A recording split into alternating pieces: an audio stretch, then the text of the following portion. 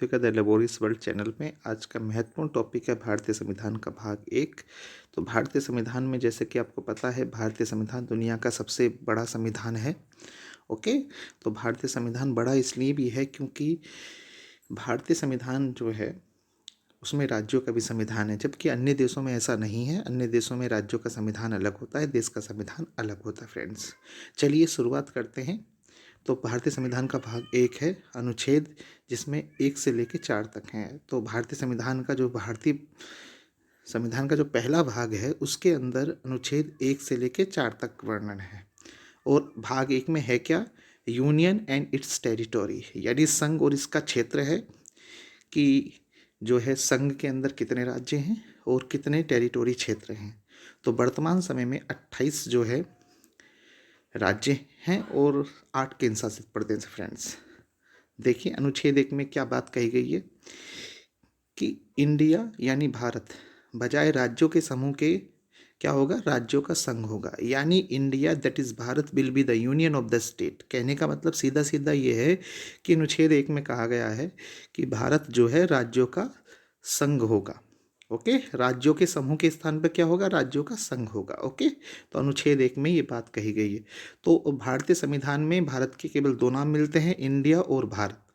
जब शुरुआत हुई थी तो कुछ लोग इसके भारत के पक्ष में थे और कुछ लोग इंडिया के पक्ष में थे। तो ऐसी कंडीशन में भारतीय संविधान के अंदर जो है 2 नामों का उल्लेख किया गया, इंडिया और भारत। ओके, तो संविधान सभा में देश के नाम को लेकर कोई भी एक मत नहीं था, इसलिए संविधान सभा ने इंडिया और भारत दोनों नामों को स्वीकार किया। इंडिया दैट इज भारत, यानी इंडिया जो भारत है, स्वीकार किया गया। तो अनुच्छेद 1 के अनुसार क्षेत्र, जो भारतीय क्षेत्र है, उसको 3 श्रेणी में बांटा जा सकता है। वो 3 श्रेणी क्या क्या है? देखिए, इसमें राज्यों का क्षेत्र है, इसमें संघ के क्षेत्र हैं और इसमें ऐसे क्षेत्र जिन्हें किसी भी समय भारत सरकार द्वारा अधिकृत किया जा सकता है। तो ये बात आपको ध्यान रखनी है अनुच्छेद 1 में किस चीज़ का वर्णन। तो अनुच्छेद 1 में 28 राज्य और 8 केंद्र शासित प्रदेशों का वर्णन है, ये आप ध्यान रखेंगे। अनुच्छेद 2 में संसद को संघ में नए राज्यों का प्रवेश या उनकी स्थापना करने का अधिकार है। तो अनुच्छेद 2 किस बात को लेकर कहता है कि अनुच्छेद 2 संसद को संघ में नए राज्यों का प्रवेश या उनकी स्थापना करने के का अधिकार करता है। तो कैसे? तो संसद में आपको ये ध्यान रखना है कि अनुच्छेद 2 के अनुसार किसी नए राज्य का स्थापना करनी हो तो क्या करना होगा? अनुच्छेद 2 के अकॉर्डिंग जो है संसद जो है नए राज्य का प्रवेश या उसकी स्थापना करती है।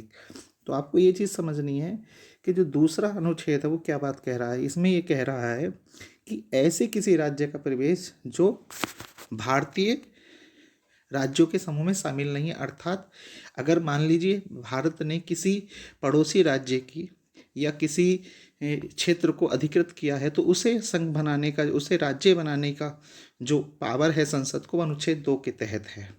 ओके, इस बात को आप ध्यान रखेंगे। अनुच्छेद 2 में किसी नए राज्य का प्रवेश या उसकी स्थापना करने का जो अधिकार दिया गया अनुच्छेद 2 में है, इस बात को आप हमेशा ध्यान रखिए। अनुच्छेद 2 के अकॉर्डिंग ही संसद को ये अधिकार है कि वह किसी नए राज्य की स्थापना कर सकती है, उसका प्रवेश कर सकती है, ये बात ध्यान रखेंगे।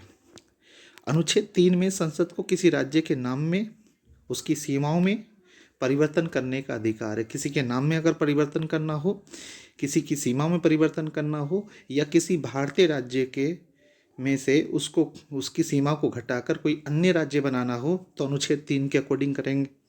इस बात को ध्यान रखें, यानी किसी भारतीय राज्य की सीमा को कम करके दूसरा राज्य बनाना हो तो अनुच्छेद 3 के अकॉर्डिंग करेंगे। यदि किसी विदेशी भूमि पर हमने अधिकार कर लिया है और नए राज्य बनाना है तो अनुच्छेद 2 के अकॉर्डिंग कर। तो ये इन दोनों बातों को आपको समझना बहुत जरूरी है। ओके, नेक्स्ट, संविधान का अनुच्छेद 4 में स्वयं ये घोषित किया गया है कि नए राज्यों का प्रवेश या गठन अनुच्छेद 2 के अंतर्गत किया जाए और नए राज्यों के निर्माण, सीमा, क्षेत्रों और नामों में परिवर्तन अनुच्छेद 3 के अंतर्गत को संविधान के अनुच्छेद 368 के तहत संशोधन नहीं माना जाएगा। अनुच्छेद 2 के अकॉर्डिंग या अनुच्छेद 3 के अकॉर्डिंग अगर हम कोई काम करते हैं तो संविधान के अनुच्छेद 368 के तहत संशोधन नहीं माना जाएगा। ओके, अर्थात इस तरह का कानून एक सामान्य बहुमत या साधारण विधायी प्रक्रिया के द्वारा पारित किया जा सकता है। तो आपको ये ध्यान रखना है कि जब भी कोई नया राज्य बनाना होता है या उसके नामों में परिवर्तन करना होता है वो साधारण बहुमत के द्वारा होता है। तो ऐसे भी प्रश्न बहुत आपको मिलेंगे। चूंकि इसके समझने के बाद इसके बाद आपको ऑब्जेक्टिव पेपर के जो है पेपर कराया जाएगा आपको, जिससे कि आपको एक समझ हो जाए। पहले चैप्टर को समझ लें, उसके बाद उसके आने वाले प्रश्नों को आप समझ सकते हैं। तो कभी भी किसी राज्य को अगर हमें बनाना होता है तो क्या होता है, सामान्य बहुमत या साधारण बहुमत प्रक्रिया के द्वारा उसे पारित किया जा सकता है। इस बात को आप ध्यान रखें। भारतीय स्वतंत्रता अधिनियम 1947 के द्वारा दो स्वतंत्र पृथक प्रभुत्व वाले देश भारत और पाकिस्तान का निर्माण किया गया। देशी रियासतों के सामने तीन विकल्प रखे गए थे। पहला ये था कि वे भारत में शामिल हों या फिर वो पाकिस्तान में शामिल हो सकते हैं, या वो स्वतंत्र रह सकते हैं। यानी तीन विकल्प रखे। पहला, या तो वो भारत में शामिल हो जाएं, या फिर वो पाकिस्तान में शामिल हो जाएं, या फिर वो स्वतंत्र रहें। भारतीय सीमा के अंतर्गत 552 देशी रियासतें थीं, ये बात आपको ध्यान रखनी है। यानी कुल कितनी रियासतें थीं? 552, जिसमें से 549 भारत में शामिल हो गई थीं, जबकि 3 रियासतें हैदराबाद, जूनागढ़ और कश्मीर ने भारत में शामिल होने से मना कर दिया था। बाद में हैदराबाद को पुलिस कार्रवाई द्वारा और जूनागढ़ को जनमत संग्रह के द्वारा तथा कश्मीर को विलय पत्र के द्वारा भारतीय संघ में शामिल किया गया। तो यहाँ से प्रश्न आ जाता है कि भाई वो कौन सा राज्य वो है रियासत जिसको जो है पुलिस कार्रवाई द्वारा, तो आपको पुलिस कार्रवाई की बात करेंगे तो हैदराबाद बताना होगा।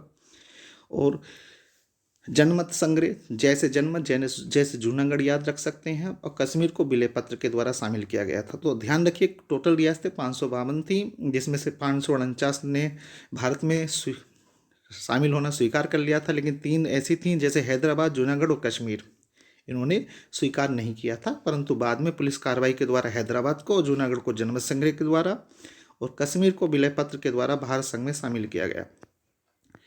संविधान में भारतीय संघ के राज्यों को 4 भागों में बांटा गया है। ये बात आप ध्यान रख सकते हैं कि जो भारतीय संविधान है उसमें संघ के राज्यों को 4 श्रेणियों में बांटा गया है, 4 भागों में बांटा गया। का, खा, गा और घा, यानी ABCD में बांटा गया है। भारत कै में क्या है? वे राज्य जहां ब्रिटिश भारत में गवर्नर का शासन था। यानी भाग कै में ऐसे राज्य थे जहां ब्रिटिश भारत में गवर्नर का शासन था। ये बात आपको ध्यान रखनी है। भाग ख में 9 राज्य विधानमंडल के 7 शाही शासन था। भाग ग में ब्रिटिश भारत के मुख्य आयुक्त का शासन था। और भाग घ में अकेले अंडमान निकोबार द्वीप को रखा गया था। और वर्तमान में भारतीय संघ में 28 राज्य व 8 केंद्र शासित प्रदेश हैं। इन बातों को आप ध्यान रख सकते हैं फ्रेंड्स। स्वतंत्रता के बाद नए राज्यों के निर्माण के लिए फजल अली की अध्यक्षता में एक राज्य पुनर्गठन आयोग का गठन 1953 में हुआ। इस आयोग के 2 अन्य सदस्य KM पनिक्कर और HN कुंजरू थे। तो आपको ध्यान रखना है, जो राज्य पुनर्गठन आयोग है उसके अध्यक्ष कौन है, आपको यहाँ से प्रश्न मिल जाता है। और गठन कब हुआ, आपको ये ध्यान रखना है। और 2 अन्य सदस्य KM पनिक्कर और HN कुंजरू। राज्य पुनर्गठन अधिनियम 1956 में लागू हुआ, ये ध्यान रखेंगे आप। और आपको ये भी ध्यान रखना है, भाषा के आधार पर गठित होने वाला पहला राज्य आंध्र प्रदेश है, ये भी आप याद रख सकते हैं। जून 1948 में भारत सरकार ने SK धर की अध्यक्षता में भाषाई प्रांत आयोग की नियुक्ति की थी। तो SK धर की अध्यक्षता में 1948 में, जून 1948 में क्या हुआ, भाषाई प्रांत आयोग की नियुक्ति हुई। इस आयोग ने अपनी रिपोर्ट दिसंबर 1948 में प्रस्तुत की। आयोग ने राज्यों का पुनर्गठन भाषाई आधार की बजाय प्रशासनिक सुविधा के अनुसार किए जाने की सिफारिश की थी। और दिसंबर 1948 में जवाहरलाल नेहरू, सरदार वल्लभ भाई पटेल, पिटाम्बी सीताराम मैया समिति का गठन किया गया। इसमें जवाहरलाल नेहरू, वल्लभ भाई पटेल और पिटाम्बी सीताराम मैया शामिल थे। इस बात को आप ध्यान रखेंगे फ्रेंड्स। ओके, तो यहाँ से महत्वपूर्ण प्रश्न बहुत बार आते हैं। यदि आपने इस ऑडियो को सही से सुन लिया तो इससे आने वाले जो प्रश्न, जो सेकंड आपको वीडियो मिलेगा उसके सारे प्रश्नों का आप जवाब देंगे। भाग 1 पूरी तरह से क्लियर हो जाएगा। तो भाग 1 में अनुच्छेद 1 से 4 आता है। भाग 1 के अंदर किस चीज़ का वर्णन है, संघ और उसके राज्य क्षेत्र। संघ में आपको भारतीय संघ के 28 राज्य हैं और जो केंद्र शासित प्रदेश है वे 8 हैं, आपको पता होना चाहिए वर्तमान में। तो यहाँ से प्रश्न आपके बहुत ज़्यादा बनते हैं और ये पूरी डिटेल को लिखा गया, पहले इसका पीडीएफ बनाया गया, उसके बाद आपको समझाने का प्रयास किया गया कि भारतीय संविधान में पहले क्या था। तो भारतीय संविधान का जो पहला भाग है उसमें किस चीज़ का वर्णन है फ्रेंड्स। इसके बाद इससे संबंधित जो आपके ऑब्जेक्टिव प्रश्न किसी न किसी कंपटीशन में पूछे गए वो आपसे पूछे जाएंगे, जिससे कि आपको एक समझ हो जाए कि पहले चैप्टर में है क्या। ओके, यदि आप इस चैनल पर पहली बार हैं तो लाइक सब्सक्राइब जरूर कीजिए और शेयर जरूर करिए। Okay, thank you.